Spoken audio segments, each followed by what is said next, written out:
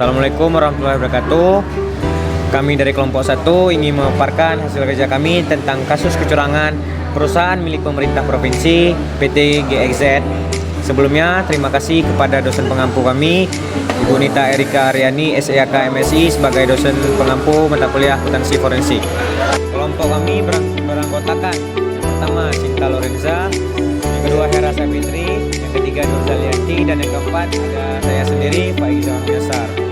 Perusahaan milik pemerintah provinsi Pemprov GXZ adalah pelayaran perusahaan armada daerah. Pada awal bulan April tahun 2020 dilaporkan oleh Ketua Badan Pengawasan dari perusahaan BUMD tersebut. Dalam laporan tersebut membeberkan sejumlah fakta penyimpangan yang berdampak pada kerugian negara saat dipimpin oleh Bapak Anto sebagai Direktur Utama BUMD. Beberapa fakta diantaranya adalah tunggakan biaya docking pada dok pengkapalan MC sebesar 234,500 juta per 10 Juli tahun 2019. Biaya docking kapal merupakan salah satu biaya operasional yang dibiayai oleh subsidi angkutan pelayaran perintis dan telah dibayarkan oleh Satker Perhubungan Darat Provinsi Kementerian Perhubungan.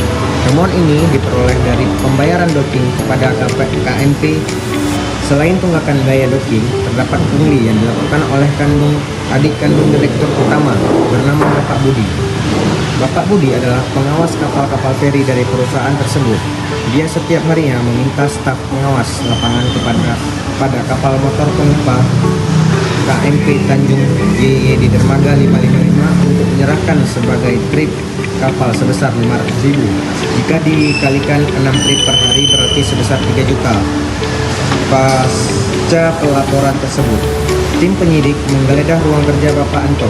Temuan lainnya adalah diduga ada kebocoran pendapatan pembayaran. Temuan ini didapat dari pembayaran KMP 11E dan KMP 11E tahun 2018 dan 2019. Perusahaan tersebut mendapatkan fee sebesar 10% dari nilai kontrak.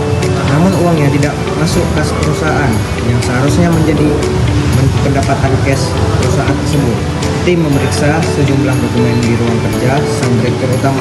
Mereka meneliti satu persatu dokumen dalam berita acara tahun 2020 pada saat penggeledahan Bapak Anto tidak berada di kantor. Informasi yang diperoleh yang bersangkutan sementara berada di luar provinsi GXZ.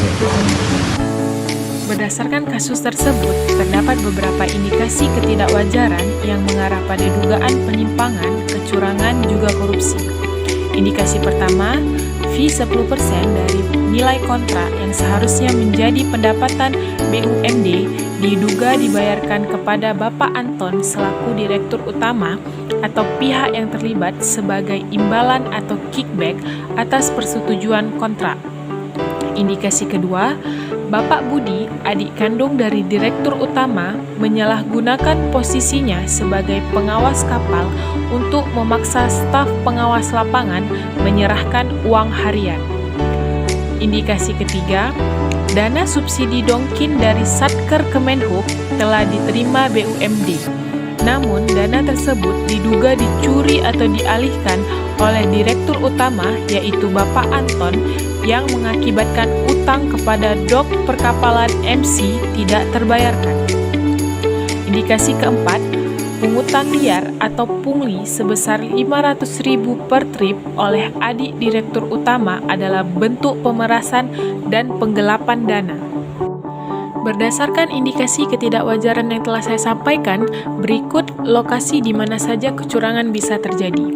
Dari indikasi pertama, ada beberapa lokasi yang terlibat, yaitu pada penandatanganan kontrak KMP 11E, operasional lapangan, dermaga 555 dan KMP Tanjung Triple Y, penerimaan pendapatan, dan pada laporan laba rugi. Dari indikasi kedua, lokasi yang terlibat pada operasional lapangan, dermaga 555 dan KMP Tanjung Triple Y. Dari indikasi ketiga, lokasi yang terlibat pada manajemen kas, utang, dan neraca. Dari indikasi keempat, lokasi yang terlibat pada penerimaan pendapatan, lebih tepatnya di kas perusahaan dan operasional lapangan. Baik, selanjutnya saya akan menjelaskan langkah-langkah yang harus dilakukan untuk membuktikan kecurangan pada kasus tersebut. Nah, dari indikasi pertama, langkah-langkah yang harus dilakukan untuk membuktikan kecurangannya yaitu menelaah dokumen kontrak KMP 11E tahun 2018 dan 2019. Yang kedua, membandingkan jumlah 10% fee tersebut dengan catatan penerimaan kas dan setoran Bank BUMD. Yang ketiga, mewawancarai pihak-pihak yang terlibat dalam kontrak tersebut.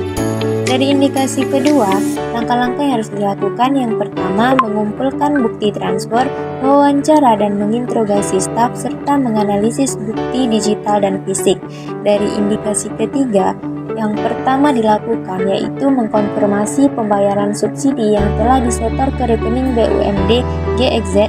Yang kedua, menelusuri aliran dana pada periode penerimaan subsidi hingga 10 Juli 2019. Yang ketiga, mengkonfirmasi saldo utang kepada DOK Perkapalan MC per 10 Juli.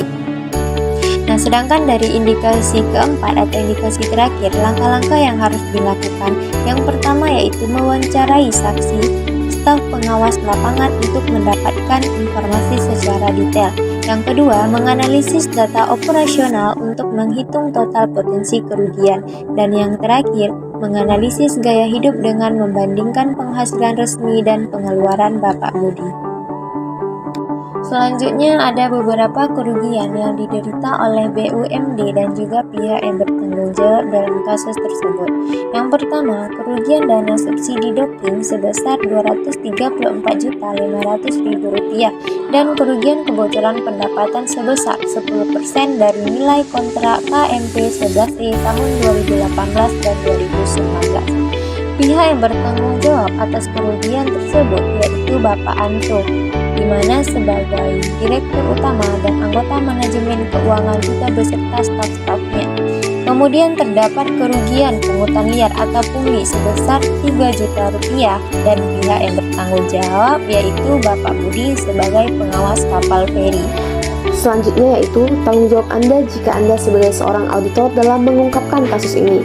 Nah, jika saya menjadi seorang auditor, maka tanggung jawab saya dalam mengungkapkan kasus ini adalah dengan menerapkan sikap skeptisisme profesional, yaitu selalu mempertanyakan keabsahan bukti dan menyadari kemungkinan adanya salah saji material akibat kecurangan tersebut. Dan saya harus segera mengevaluasi kembali risiko kecurangan dalam laporan Ketua Badan Pengawas yang telah saya terima pada April 2020. Dengan adanya indikasi kecurangan, prosedur audit harus diubah menjadi prosedur investigasi di area kas, pendapatan kontrak, dan utang. Saya juga harus melaksanakan prosedur dalam mengumpulkan bukti dengan mengkonfirmasi, menelusuri, dan mewawancarai. Jika terdapat indikasi kecurangan yang melibatkan manajemen senior, saya akan segera melaporkan temuan ini secara langsung kepada Badan Pengawas dan Komite Audit. Apabila kecurangan ini memiliki dampak material terhadap laporan keuangan dan manajemen menolak untuk memperbaiki laporan, maka saya akan menerbitkan opini tidak wajar, karena laporan keuangan disajikan tidak sesuai dengan standar akuntansi keuangan. Selanjutnya yaitu teori yang mendukung kerangka berpikir yang terkait dengan kasus ini. Teori utama yang digunakan untuk menganalisis dan memahami kerangka berpikir di balik kasus kecurangan ini adalah segitiga kecurangan atau fraud triangle yang dikembangkan oleh Donald Erskine. Teori ini menjelaskan bahwa kecurangan dapat terjadi ketika tiga elemen sebagai berikut ini hadir secara bersamaan. Yang pertama ada tekanan.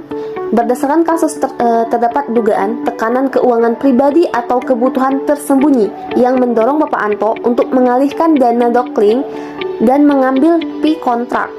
Bapak Budi mungkin memiliki tekanan untuk mendapatkan pendapatan tambahan melalui pungli tersebut. Sedangkan dari sisi yang kedua yaitu bagian peluang. Berdasarkan kasus tersebut, peluang sangat tinggi di BUMD.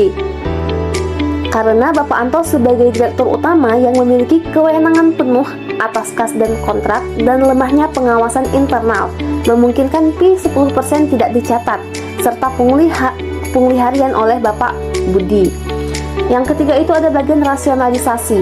Nah, berdasarkan kasus Bapak Anto, merasionalisasikan bahwa kerugian tersebut bukan merupakan kerugian pribadi beliau dan mereka itu pantas menerima fee 10% yang dianggap sebagai kompensasi. Dan Bapak Budi merasa gaji yang diterima itu kecil, dan sebagai adik dari direktur utama, beliau beranggapan wajar jika mendapatkan tambahan dengan melakukan pungutan liar atau pungli. Sekian pemaparan materi dari kelompok 1 tentang kasus kecurangan perusahaan milik pemerintah Provinsi GXZ. Terima kasih. Assalamualaikum warahmatullahi wabarakatuh.